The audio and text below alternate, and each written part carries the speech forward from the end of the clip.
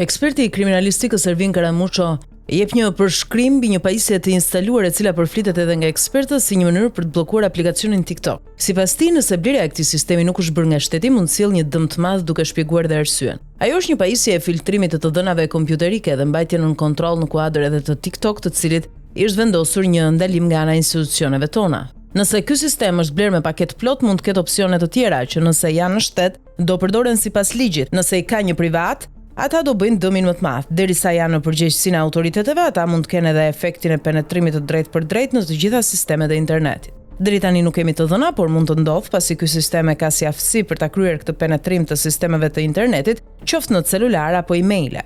Kjo mund të ndodhë përveç filtrave të aplikacioneve të caktuara të ndaluara nga ana e qeverisë shqiptare. Hakerimi në SPAK nuk mendoj se ka lidhje me këtë sistem, pasi është bler nga ana e autoriteteve shqiptare, jo nga ana e personave apo subjekteve private, thot Karamuço.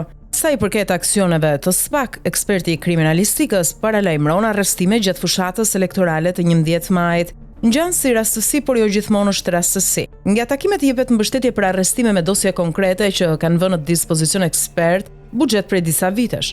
Edhe para fushatës apo gjatë fushatës, mund të kemi persona që nuk kanë imunitet ose kanë imunitet duke përdorur masa të tjera që nuk kërkojnë miratim nga kuvendi. Askujt nuk i pëlqen vendimi i gjykatës, sidomos kur janë në nivele të larta politike që e sulmojnë drejtësinë si rasti i Berlusconit e të tjerë. Në Shqipëri, Amerika thotë se lufta kundër krimit dhe korrupsionit është në interes të SBA-ve për ruajtjen e stabilitetit dhe demokracisë në Ballkanin Perëndimor, thot Karamuço.